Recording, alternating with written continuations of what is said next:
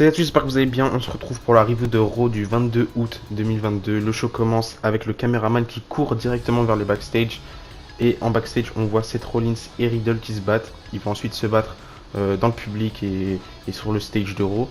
J'aime beaucoup quand les shows commencent comme ça. Je trouve ça innovant. Je trouve que ça change d'habitude. Au lieu de commencer avec une promo, commencer avec un match, on commence avec un segment d'intensité. Et je trouve que ça rajoute de l'intensité et du sérieux dans la feud. Donc c'est encore mieux. Ensuite, on a Trish Stratus qui fait son entrée, comme on est à Toronto au Canada. Les fans la scandent pour qu'elle fasse un dernier match, jusqu'au moment où Bayley et son clan les interrompent, enfin interrompent Trish Stratus.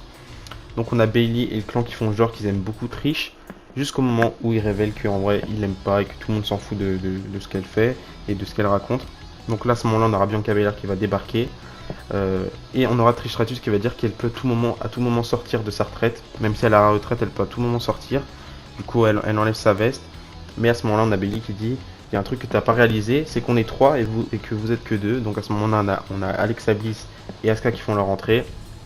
Donc là, cette fois-ci, ils sont 4 du côté de Trish Stratus et ils sont 3 du côté de Bayley. Et à ce moment-là, Bayley, elle veut plus faire le match, elle veut plus affronter Trish Stratus.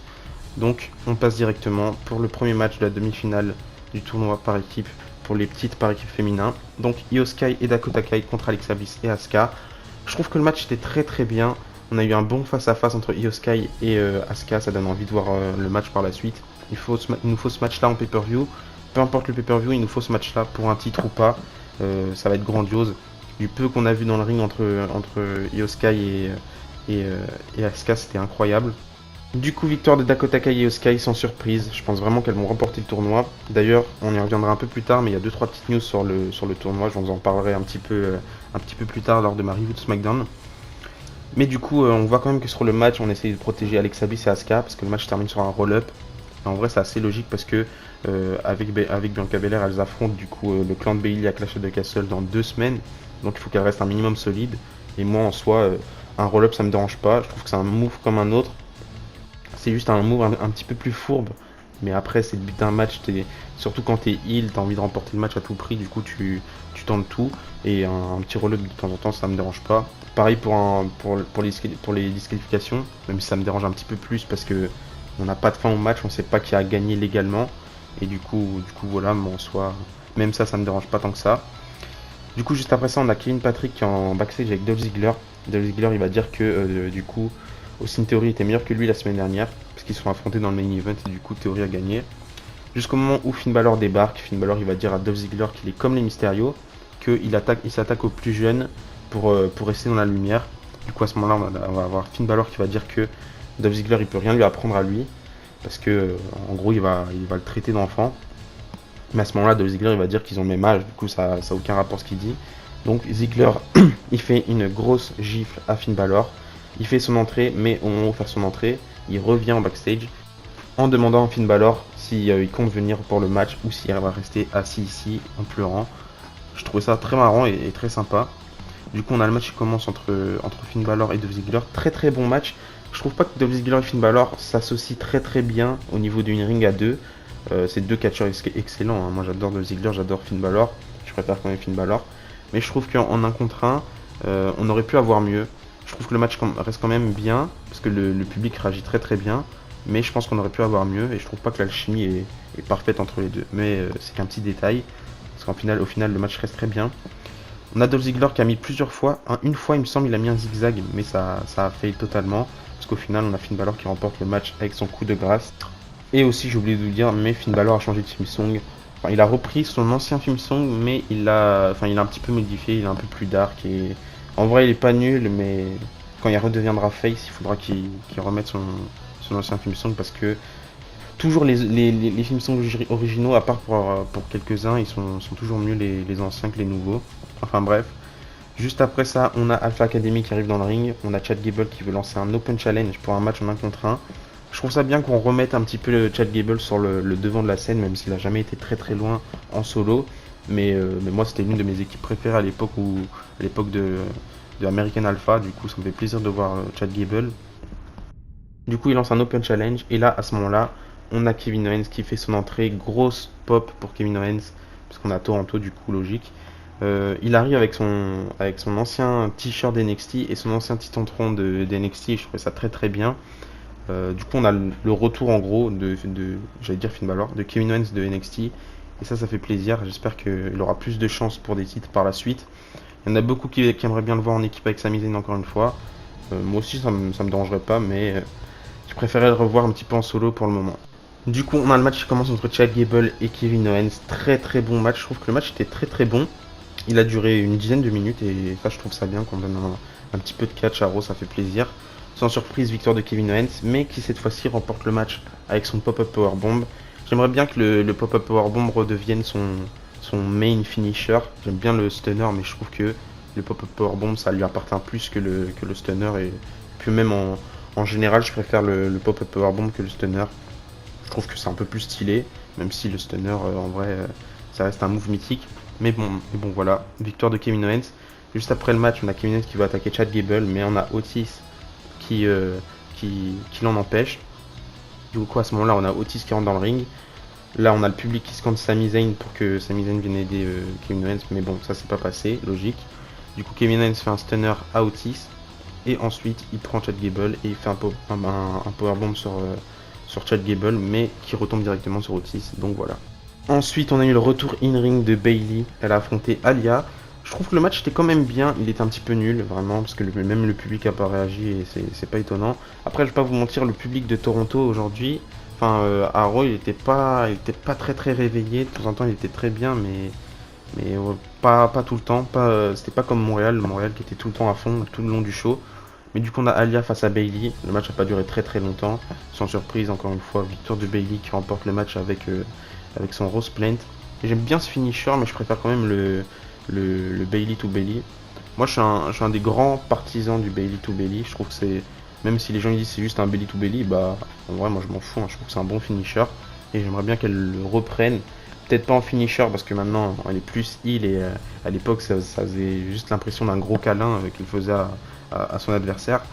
Mais si un jour elle fait un face turn, j'espère en vrai revoir Bayley face un jour, même si en heal elle est incroyable. C'est un des meilleurs heel turn enfin, c'est une des meilleures transformations en heel qu'il y a pu avoir, du côté féminin surtout. Juste après ça, on a eu un match par équipe entre Ciampa et le Miz face à Bobby Lashley et AJ Styles. Donc on est dans la mid-card. On est un petit peu autour des États-Unis. Pour l'instant, on sait même pas si Bobby Lashley va défendre son titre à Clash of the Castle ou pas. On sait pas face à qui.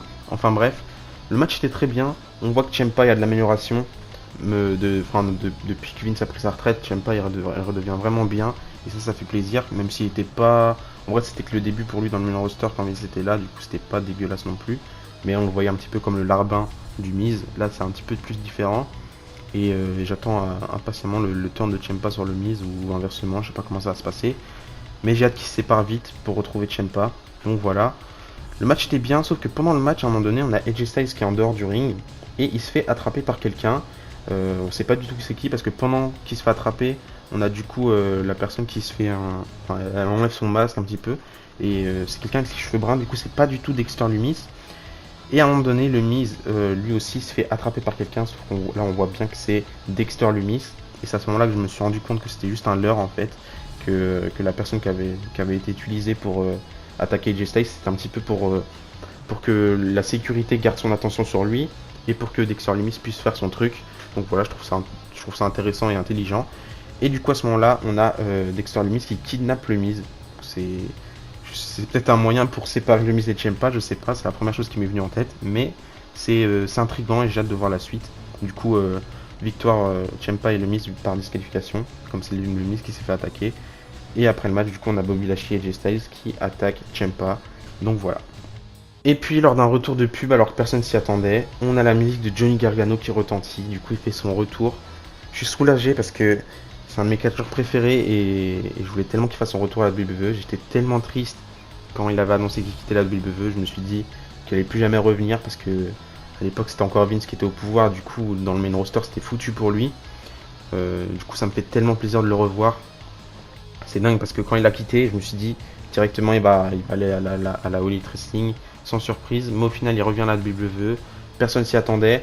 Il y a personne qui en a parlé, même en interne, j'ai l'impression ça s'est pas trop su parce qu'il n'y a pas eu du tout de news par rapport à lui, même si on savait qu'il allait plus ou moins revenir bientôt. mais on savait pas que ça allait se passer à ce moment-là. Donc il nous le dit, il arrive dans le ring, il nous dit que c'était une surprise et qu'il voulait vraiment que ça soit vraiment une grosse surprise et pas que tout le monde le sache avant le show. Donc voilà, il nous dit que ça fait 9 mois qu'il n'a pas été sur un ring de catch et que du coup il doit se souvenir comment faire tout ça, comment on parle dans le micro, etc. Du coup, il commence par se présenter pour ceux qui ne le connaissent pas. Il nous dit qu'il a été un ancien gros nom à NXT, ancien champion NXT, ancien champion par équipe d'NXT, 2 fois champion nord-américain. Il nous dit aussi qu'il a été le premier Triple Crown Champion à NXT. Donc voilà, il nous dit qu'il y a beaucoup de choses qui ont changé depuis son départ, qu'il a eu un bébé tout frais de 6 mois, baby wrestling. Ensuite, il va nous dire que c'est à ce moment-là, au moment où il restait avec son bébé, qu'il s'est rendu compte que quand il était plus jeune, il avait des rêves qui paraissaient impossibles pour lui. Il rêvait de devenir champion intercontinental, champion des États-Unis, catcher à WrestleMania, devenir champion de la WWE, et qu'il s'est dit quel père je serais si j'apprends pas à mon fils que quand on a un rêve, il faut courir après, même s'il paraît impossible, que rien n'est impossible. Donc il nous dit que c'est que le début et qu'il y aura tellement de choses par la suite. Mais à ce moment-là, du coup, on a Austin Theory qui fait son entrée. Sauf que là, c'est différent parce que maintenant, Austin Theory, il est heel et Johnny Gargano, bah, il est pas heel du tout à ce moment-là. Du coup, on a Theory qui arrive dans le ring. Il dit que c'est marrant parce que toutes les choses que Johnny Gargano rêvait d'accomplir quand il était plus jeune, bah, Theory, là, il a déjà quasi tout accompli. Il est devenu champion des États-Unis, il est Mr. Money in the Bank, il a catché à WrestleMania, donc il a quasi tout fait. Il nous dit qu'au final, c'est maintenant c'est un petit peu lui le vétéran et du coup Johnny Gargano c'est la rookie. Donc là à ce moment-là il va proposer à Johnny Gargano de devenir un petit peu son acolyte.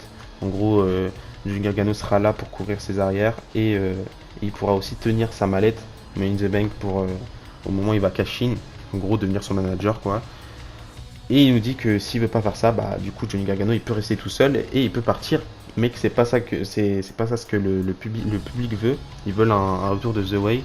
Du coup là Theory se positionne pour faire son check avec Johnny Gargano et il dit vas-y fais le check et tout ça. Sauf qu'on là on a Johnny Gargano qui fait un super kick directement sur Austin Theory.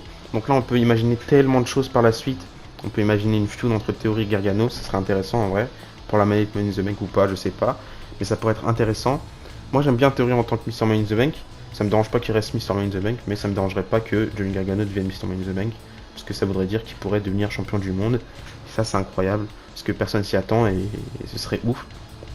Du coup voilà, mais maintenant, mis à part ça, on a tellement de dream matchs qui peuvent se passer avec Johnny Gargano, Gargano contre AJ Styles, Gargano contre Cody, Gargano contre Seth Rollins, on attend tout ça, Gargano contre Roman Reigns, Gargano contre Mysterio, enfin bref, il y en a tellement.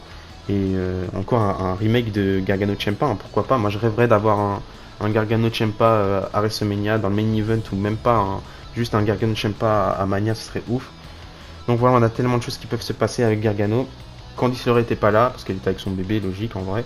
Je pense qu'elle va faire son retour elle aussi bientôt, mais pas tout de suite. Et si Candice LeRae revient, il manquera plus que Tegan Nox pour former un petit peu le clan des filles d'NXT et ça ferait plaisir. Du coup, juste après ça, on nous annonce aussi que Kurt Angle fera son retour la semaine prochaine à Raw. Je sais pas qu'est-ce qu'il va faire. Moi, je pense que en gros, il va introduire Gable Steveson, mais ce que j'aimerais bien en vrai, moi, ce serait une petite manière d'annoncer la draft. Qu'en gros, Kurt Angle reviendra en tant que général manager et de l'autre côté, on aurait peut-être Adam Pearce ou je sais pas. Mais j'aimerais bien qu'il nous annonce un petit peu la draft avec Kurt Angle en tant que général manager, même si en vrai à l'époque où il était général manager, c'était pas foufou, mais j'aimerais bien en tout cas. Et enfin, on termine avec le main event, Damian Priest contre Edge. Edge, il a une grosse pop, parce qu'en même temps, c'était son hometown, donc c'était ouf. Et c'est trop bien parce que le match, on voit que Edge, dans le match, il essaie de tout faire pour rendre over un petit peu Damian Priest. Le match était incroyable, à un moment donné, on a Edge qui fait un Canadian Destroyer sur Damian Priest, c'est vraiment ouf. Victoire de Edge avec son spear, on avait Beth Phoenix qui était en ringside. Et après le match, on a eu Rhea Ripley et Finn Balor qui sont venus pour attaquer Edge. On a du coup Finn Balor qui a mis un coup de grâce à Edge. Et après on a Beth Phoenix qui arrive avec une chaise pour couvrir un petit peu les arrières de Edge. Donc voilà. Mais malheureusement, après le show, une fois que le show s'est arrêté, j'ai vu sur internet que du coup on a Edge qui disait au public qu'en gros il aimerait bien que l'année prochaine, en août, ici à Toronto, il prenne sa retraite, du coup il fasse son dernier match. Donc en gros il reste plus qu'un an à la carrière de Edge, c'est assez dommage. Mais bon voilà, tout s'arrête à un moment donné. Mais du coup, s'il prend vraiment sa retraite l'année prochaine, ça fera presque 4 ans du coup qu'il a fait son retour. Donc un dernier run de 4 ans, c'est vraiment bien. Même si en vrai, ça fait un petit peu moins parce que quand il a eu sa blessure au triceps, il s'est absenté pendant un petit temps. Mais bon, voilà. Et vraiment, c'est vraiment la dernière année de sa carrière. Il faut vraiment qu'il profite un maximum, qu'il en profite pour accomplir un maximum de matchs qu'il n'a pas encore fait. Je sais pas quel match il n'a pas encore fait, mais il y en a encore quelques-uns, je suis sûr, des dream matchs qu'on pourrait avoir. Du coup, il faut qu'il profite un maximum. Moi, ça me dérangerait pas un dernier run de Edge en tant que champion du monde, même si je pense que un an c'est assez court pour le faire devenir champion du monde. Donc je pense pas qu'il sera champion du monde. Contrairement à Daniel Bryan qui lui, quand il est revenu de sa retraite, il a pu devenir champion du monde. Je sais pas. Mais en tout cas, on va profiter un maximum des dernières années, des derniers mois de Edge en tant que catcheur. Et puis bah quand il prendra sa retraite pour de bon, bah ça fera encore une fois très très mal comme la première fois. Mais bon voilà, c'est comme ça. Une carrière ça dure pas toute une vie. Donc voilà. Donnez-moi votre avis sur l'euro dans les commentaires. Moi je trouve que l'euro il était gigantesque, il était vraiment très très bien. Je trouve que c'est le genre d'euro qu'il nous faut chaque semaine. Même s'il n'y a pas eu que du catch, il y a vraiment eu que des choses bonnes dans ce Raw. Il n'y a pas eu un segment que j'ai trouvé nul. On n'a pas eu de Vir, on n'a pas eu de Homos. Après, c'est mes goûts personnels, j'aime pas trop ce genre de catcheur, mais au moins on a eu que du bon. Tous les segments qu'on a eu, c'était vraiment très très bien. Toutes les bonnes personnes ont été mises en avant. Donc voilà, c'est la fin de cette vidéo, j'espère qu'elle vous a plu. On se dit à la prochaine et n'oubliez pas, tant que le catch est sport. Bisous bisous.